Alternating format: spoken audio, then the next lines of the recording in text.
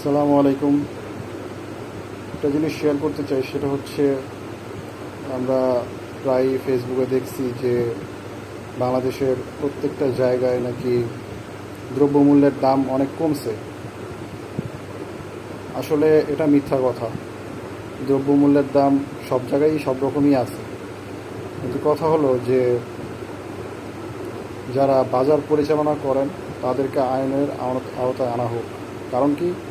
কারণ হলো যে সেনাবাহিনীরা যখন ইনভেস্টিগেট করে বাজারের দরদাম, তখন তারা নোটিশ বোর্ড টাঙায় দেয়, মানে পণ্যের যে তালিকা আছে সেটা টাঙায় দেয়।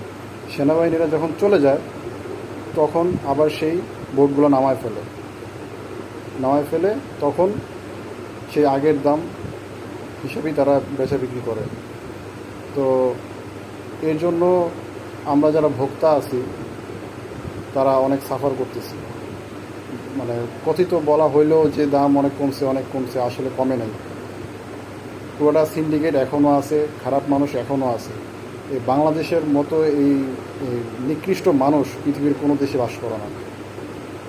তারা মানবতাহীন, মানে পুরো নিকৃষ্ট। আর সবচেয়ে নিকৃষ্ট হচ্ছে যারা সিন্ডিকেট করে। এই সিন্ডিকেটের কারণে আজকে আমাদের মানে সাধারণ মানুষের ক্রয় ক্ষমতা মানে লিমিটের বাইরে চলে গেছে। কি বলবো, আসলে বলার ভাষা নাই। এগুলো অচিরেই বন্ধ করা উচিত, এবং যারা এই কাজগুলো করে তাদেরকে অনতিবিলম্বে মানে বিচারের ব্যবস্থা করা হোক। এমন বিচার করা হোক যেন সেটা নজির হয়ে থাকে এবং এগুলো করার সাহস কেউ না পায়। সবাইকে ধন্যবাদ।